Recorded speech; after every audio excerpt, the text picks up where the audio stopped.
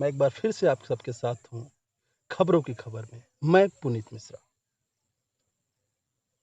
पीछे मेरे आप धान देख सकते हैं, धान सब तैयार है कटने के लिए। लेकिन धान काटा जाए या ना काटा जाए, ये बहुत विषय कठिन है, क्योंकि आप कैसे भी धान काट के ले जाएं वो नमी निकाल ही देंगे।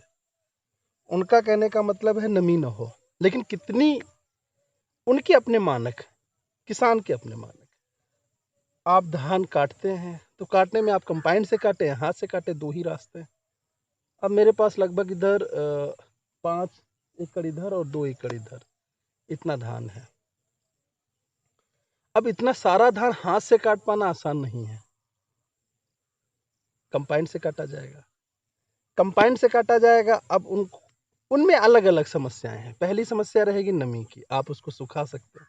दूसरी समस्या रहेगी, अरे इसमें तो भूसा ही भूसा है, इसमें गंदगी ही गंदगी है। मतलब किसी न किसी तरीके से आपकी फसल को वो गलत साबित करेंगे और आपकी फसल को ना लेने के लिए लाख प्रयास करेंगे। सरकार की अपनी मंशाएं हैं और प्रशासन की अपनी मंशाएं हैं, और ये दोनों मिलकर के किसान को बेवकूफ बनाते हैं। मेरा कहने का मतलब है डेमोक्रेसी और ब्यूरोक्रेसी दोनों ही किसान के खिलाफ है।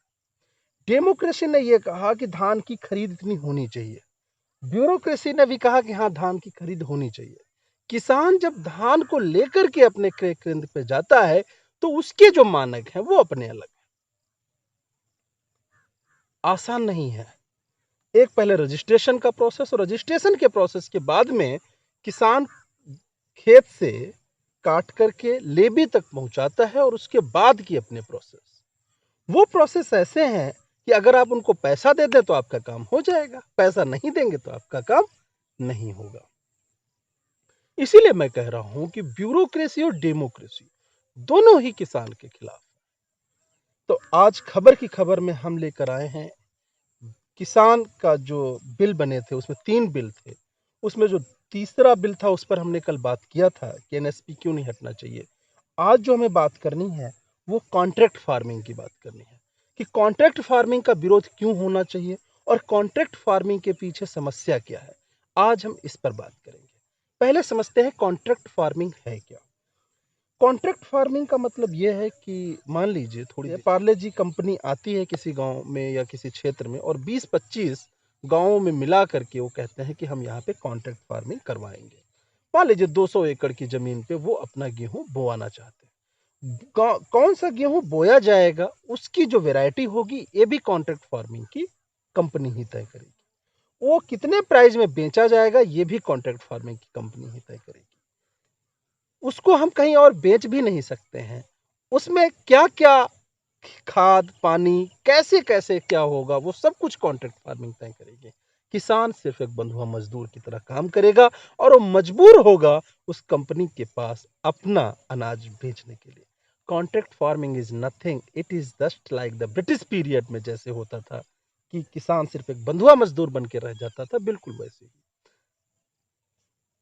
मोदी सरकार का कहना है, माननीय मोदी जी का भी कहना है कि ये किसानों के लिए एक अभिभूत रणनीति है और किसानों को इससे एक ऐतिहासिक, वैसे तो उनके सारे काम ऐतिहासिक ही होते हैं, ऐतिहासिक किसानों की आर्थिक वृद्धि होगी। कैसे आर्थिक वृद्धि होगी? किसान सिर्फ एक बंधुआ मजदूर ही रह जाएगा। उसके बाद में फसल चक्र का जो एक तरीका है कि भाई अभी हम यहाँ पे धान बो रहे हैं, फिर अभी हम यहाँ पे धान काटेंगे, गेहूं बोएंगे, सरसों बोएंगे, वो सब खत्म हो जाएगा। जैसे गन्ना आने के बाद में क्या हुआ है कि आप देखें तो सारी फसलें, गन्ने के अलावा सब कुछ इतना तेजी से महंगा हो गया जो पहले महंगा नहीं था। तो कॉन्ट्रैक्ट फार्मिंग कहीं ना कहीं इस तरीके से किसान के लिए घातक है। कॉन्ट्रैक्ट फार्मिंग का अगर हम एक बहुत बड़ा एग्जांपल लें, जैसे पेप्सिको कंपनी ने अपने कुछ आलू बोए गुजरात में, वो आलू पेप्सिको कंपनी के ही, आप कह सकते हैं कभी पेप्सिको कंपनी वो आलू गुजरात में अपने कुछ किसानों को लिया और उस क्षेत्र में अपने आलू बोआने शुरू किए। कुछ किसानों ने क्या किया कि वो आलू अपने हिसाब से बोए और अपनी जगह पे बेच लिए। पेप्सिको कंपनी ने उन किसानों पे जुर्माना किया, और यकीन मानिए इतना जुर्माना था कि कोई भी किसान उस जुर्माने को चुका पाने में सक्षम नहीं था। कल अगर ऐसा होता है तो उस समस्या का समाधान ना तो सरकार के पास होगा और ना उस कंपनी के पास। किसान बीच में फंस जाएगा। कॉन्ट्रैक्ट फार्मिंग का एक सबसे बड़ा डीमेरिट और भी है कि किसान और सरकार के बीच में, किसान और वो जो कंपनी जो एक कॉन्ट्रैक्ट फार्मिंग के लिए आएंगे, उस कंपनी के बीच में सरकार नहीं है। हमें उस कंपनी से डायरेक्ट मोल भाव करना होगा। वो कंपनी के ऑफिसर जो होंगे वो किसान डायरेक्ट से मिलेंगे।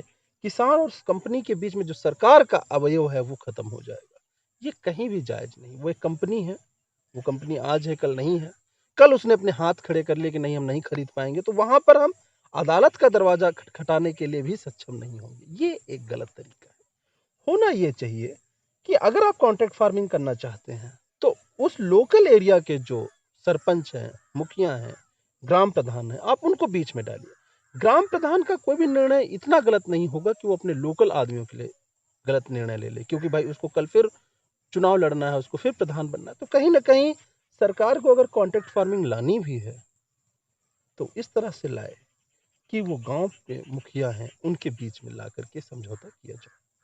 अब मुद्दे की बात कि कॉन्ट्रैक्ट फार्मिंग के पीछे खबर क्या है।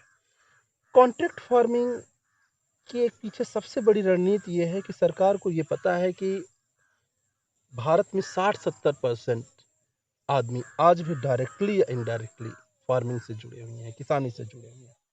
और अगर आप इनका टैक्स का देखें तो टैक्स ना के बराबर पड़ता है।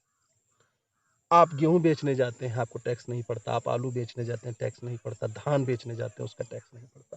सरकार के आंख में ये किरकिरी बना हुआ है कि इतना लाखों का हेर फेर होता है, बदलाव होता है, सिर्फ किसान उसका टैक्स क्यों नहीं जमा कर रहा।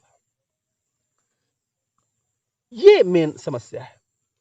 अब अगर आप कॉन्ट्रैक्ट फार्मिंग से किसी कंपनी को आप अपना अनाज बेचेंगे तो वो तो सरकार की निगाह में होगा, उसका वो तुरंत जीएसटी लगा देंगे, आपको वो टैक्स देना पड़ेगा।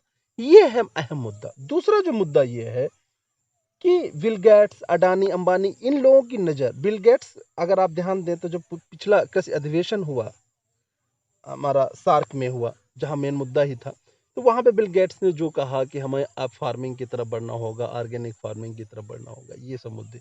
फिर इधर अडानी और अंबानी की कंपनियां ये भी फार्मिंग की तरफ घुस गए। तो कहीं ना कहीं आज जो उनके कॉर्पोरेट सेक्टर में जो उनके मित्र हैं, जो उनको फंडिंग करते हैं, उनके फायदे के लिए भी कॉन्ट्रैक्ट फार्मिंग है। कॉन्ट्रैक्ट फार्मिंग में आप ये मत समझिए कि कोई आम आदमी को भला होने वाला है, किसान को भला होने वाला है। किसी भी तरीके से किसान को भला नहीं होने वाला है। किसान सिर्फ एक बंधुआ मजदूर बन करके रह जाएगा, जो कि गलत है।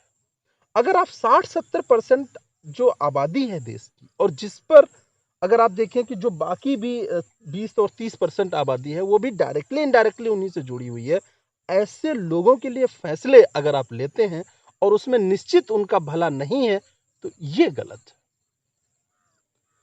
आज किसान की बात करने के लिए तो हर कोई तैयार है। हर एक पार्टी किसान को झंडा टिका देने के लिए तैयार है। हर कोई किसान के बारे में बात करने के लिए तैयार है। लेकिन सच्चाई ये है मेरे दोस्त, किसान को लेकर के कोई भी पार्टी आज नहीं सोच रही है। ये गलत फैसला है। ये एक ऐसा आप समझिए कि आग में घी डालने का एक तरीका है। पंजाब में, हरियाणा में, राजस्थान में किसान रोड पर है, लेकिन कोई भी न्यूज़ चैनल, चाहे वो इलेक्ट्रॉनिक मीडिया हो, चाहे वो प्रिंट मीडिया हो, किसान के बारे में बात नहीं कर रहा। ये एक छोटी बात नहीं है। 3-3 स्टेट्स के किसान रोड पर हैं और देश के 60-70% आदमी किसान डायरेक्टली या इनडायरेक्टली जुड़े हुए हैं, और उनके मुद्दे की बात करने के लिए कोई भी मीडिया आगे नहीं आ रहा, कोई भी पार्टी इस तरह से आगे नहीं आ रही। छोटी बात है, बहुत छोटी, बहुत बड़ी बात है। ये एक चिंगारी है जो धधक रही है, सरकार को नहीं दिखाई दे रही है, शासन प्रशासन को नहीं दिखाई दे रही है। और मैं सिर्फ इस बात से डर रहा हूँ कि चिंगारी आग न बनने पाए, और आग बनी तो पूरा देश जलेगा, किसान जलेगा तो देश जलेगा। बस मैं यही चाहता हूँ कि ये न होने पाए। बहुत बहुत धन्यवाद।